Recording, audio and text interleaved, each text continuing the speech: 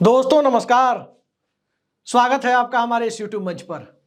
दोस्तों पुराना फिल्मी डायलॉग आपने सुना होगा कि जिनके घर शीशे के होते हैं वो दूसरों के घरों पे पत्थर नहीं फेंकते। आज की तारीख में भ्रष्टाचार के खिलाफ जांच को लेकर इन्फोर्समेंट डायरेक्टरेट यानी ईडी चर्चा में है। हिंदी में कहें तो प्रवर्तन निदेशालय। लेकिन यहाँ कितना प्रवर्तन है और कितना निदेशालय बचा हुआ है और कितना इस प्रवर्तन निदेशालय यानी ईडी का इकबाल बचा हुआ है, आज ये इकबाल सड़क पर तार तार होता हुआ दिखा है। और तार तार कैसे हुआ? ईडी का एक असिस्टेंट डायरेक्टर जिसका नाम संदीप यादव है, वो संदीप यादव 20 लाख रुपए की रिश्वत लेते हुए सीबीआई के द्वारा रंगे हाथों गिरफ्तार किया गया है। सोचिए इस ईडी के नाम पर इस देश में कितना खेल हो रहा है।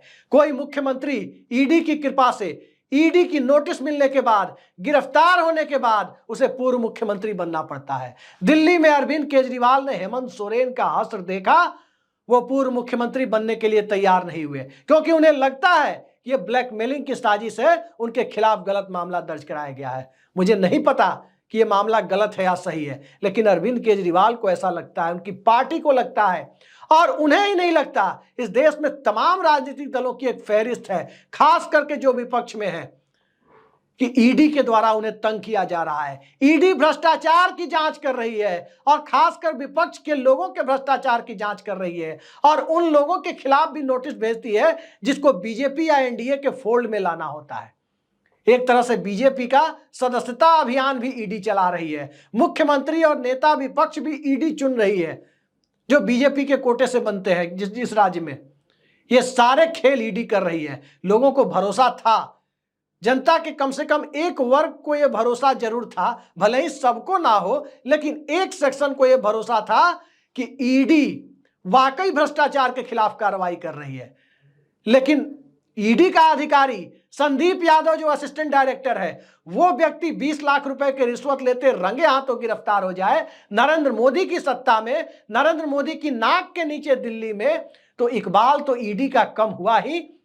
ईडी के सहारे इस देश में विपक्ष को निपटाने का काम करने वाले, भ्रष्टाचार मिटाने के नाम पर विपक्ष को निपटाने का काम करने वाले सत्ता में बैठे हुए लोगों के इकबाल को कितनी बड़ी ठेस पहुंची है, आप इसका अंदाजा लगा सकते हैं। वैसे आमतौर पर पिछले 20-30 सालों में इस देश में सत्ता का कितना इकबाल बचा हुआ है वो सभी जानते हैं। क्या कर रहे हैं ईडी के लोग, किस तरह के मामले सामने आ रहे हैं। और याद रखिए, पहला मामला नहीं है, और मामला पहले भी बहुत सारा हुआ है कि ईडी के लोगों को गिरफ्तार किया गया या उन पर एफआईआर दर्ज की गई है रिश्वतखोरी के मामले में। और आज के जमाने में यदि पावर कॉरिडोर के सूत्रों पर भरोसा करें तो सबसे ज्यादा महंगी पोस्टिंग अधिकारियों से लेकर सेक्शन ऑफिसर से लेकर क्लरिकल लेवल तक, क्लर्क तक, सबसे महंगी पोस्टिंग के लिए कहा जाता है कि बोली लगती है ईडी में, क्योंकि वहां पैसा ज्यादा आ रहा है, वहां रिश्वतखोरी का स्कोप बहुत ज्यादा दिख रहा है। ईडी में पोस्टिंग करा लो और ईडी में पोस्टिंग कराने के बाद जहां मर्जी किसी को ईडी की नोटिस का डर दिखा करके उससे वसूली करते रहो। क्या ईडी एक वसूली गैंग बन गई है? दिल्ली में यही हुआ है। दिल्ली के ईडी हेडक्वार्टर में तैनात असिस्टेंट डायरेक्टर संदीप यादव मुंबई के एक ज्वेलर्स और उसके बेटे से मामले को कमजोर करने के लिए 20 लाख रुपए की रिश्वत की डिमांड कर रहा था। और जब उस व्यक्ति ने, जब उस ज्वेलर्स ने सीबीआई में इसकी शिकायत की तो सीबीआई के लोगों ने जाल बिछाया और 20 लाख रुपए की रिश्वत लेते हुए रंगे हाथों संदीप यादव गिरफ्तार किया गया है। एफआईआर दर्ज करने की प्रक्रिया सीबीआई की तरफ से चल रही है। लेकिन सवाल उठता है कि आखिर ईडी के लोग इतने बेखौफ क्यों हो गए? क्यों बार बार ये खबर आ रही है कि ईडी का अधिकारी या ईडी के लोग रिश्वत लेते गिरफ्तार हो रहे हैं? क्यों ईडी की कार्यप्रणाली में खामियां नजर आ रही है? आज ये मामला एक ज्वेलर्स का है। सोचिए, सोने चांदी की दुकान करने वाला व्यक्ति, 22 कैरेट और 24 कैरेट का काम करने वाला व्यक्ति, उससे रिश्वत मांगी जा रही है। क्या स्थिति है? और यह स्थिति ईडी के अंदर यदि विद्यमान हो गई है तो फिर आज की तारीख में ईडी के द्वारा संचालित किए जा रहे पीएमएलए यानी prevention of money laundering act, उसके सेक्शन 45 को क्यों जिंदा रखा गया है?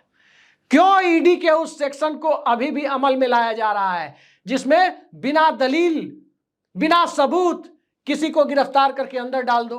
अनिल देशमुख का हाल आपने देखा।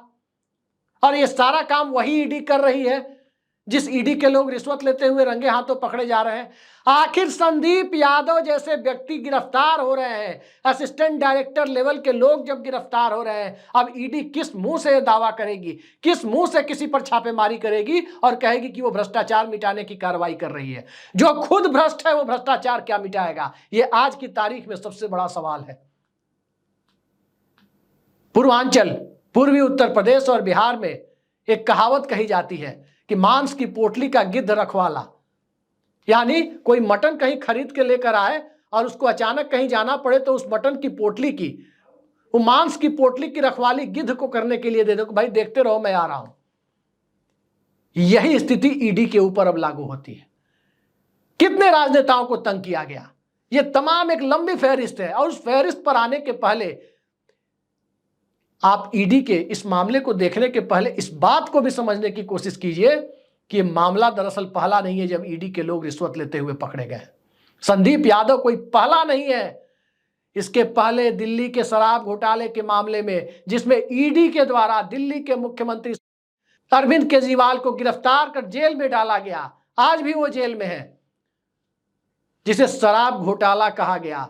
उसमें दिल्ली के एक शराब व्यवसायी अमन ढल को बचाने के लिए 5 करोड़ रुपए की रिश्वत मांगते हुए ईडी का एक असिस्टेंट डायरेक्टर और 5 अन्य दूसरे लोगों को गिरफ्तार किया गया था। उन पर कार्रवाई शुरू हुई थी। उसके बाद जयपुर में ईडी के लोग गिरफ्तार किए गए थे इसी रिश्वतखोरी के केस में। तमिलनाडु में यही मामला सामने आया।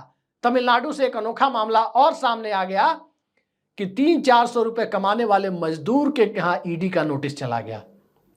ईडी किसी को नोटिस भेज दे रही है। उत्तर प्रदेश विधानसभा चुनाव के पहले आपने देखा कि कत्था व्यवसायी, जो गुटखा व्यवसायी है, भेजना था किसी और जैन को, भेज दिया किसी और जैन को नोटिस। ये ईडी की कार्यप्रणाली है। बिना किसी के बारे में कुछ पता किए किसी को भेज दे रही है नोटिस। इस तरह से ईडी काम करती है और किसी को पकड़ के, अनिल देशमुख कितने दिन जेल में रहे, किसी को पकड़ के जेल में रख देती है। उसके बाद छगन भुजबल, उनका क्या हुआ?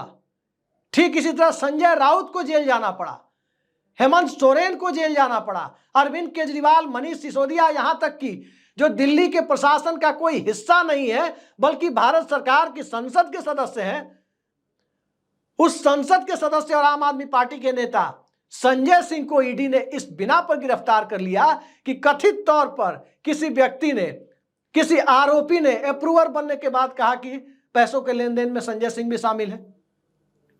कोई सबूत उसने नहीं दिए, उसने एक लिखित बयान दर्ज करा दिया। उसके बाद संजय सिंह की गिरफ्तारी हो गई, फिर बाद में उनकी जमानत हुई। मनीष सिसोदिया पिछले साल फरवरी से जेल में बंद है। अरविंद केजरीवाल कई महीने से जेल में बंद है। हेमंत सोरेन 4 महीने जेल में रहकर बाहर आ रहे हैं।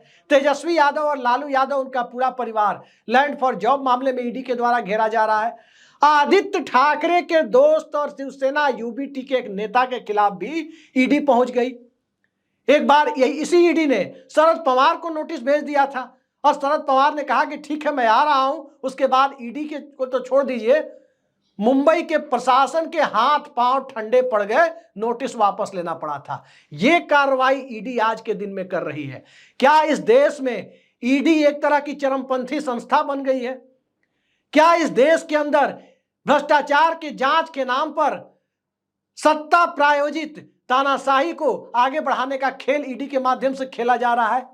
और जिसके माध्यम से खेला जा रहा है उस संस्था की सूचिता देखिए कि सरेआम वो गिरफ्तार होता है। उस संस्था का असिस्टेंट डायरेक्टर लेवल का अधिकारी, छोटा अधिकारी नहीं होता दोस्तों, वो अधिकारी गिरफ्तार किया जाता है। और ध्यान रखिए कि केजरीवाल की पुलिस ने गिरफ्तार नहीं किया, हेमंत सोरेन की पुलिस ने गिरफ्तार नहीं किया। केजरीवाल के पास तो खैर पुलिस ही नहीं है।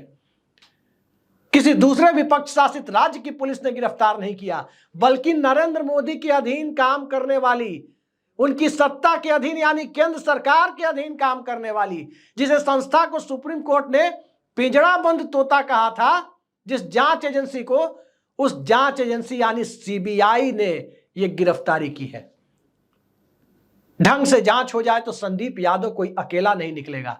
ईडी के अंदर सैकड़ों संदीप यादव दिख सकते हैं, क्योंकि जिस संस्था में जिस जांच एजेंसी में पोस्टिंग के लिए कहा जा रहा है कि बोलियां लगती हो कि कौन ईडी में 3-4 साल के लिए जाना चाहेगा, एक बार 3 साल के लिए ईडी में घुस गए तो जिस तरह का दौर चल रहा है, फिर अगली 4-5 पीढ़ियां सुरक्षित हो जाती है। क्योंकि रिश्वत की रकम, ऐसे आरोप कथित तौर पर लगाए जाते हैं कि रिश्वत की रकम बहुत बड़ी मात्रा में आती है। ब्लैकमेलिंग का ही खेल है, पैसा दो नहीं तो नोटिस भेज देंगे, पैसा दो नहीं तो ईडी के तहत मामला दर्ज करा देंगे, गिरफ्तार हो जाओगे, फिर जेल से छूटोगे नहीं।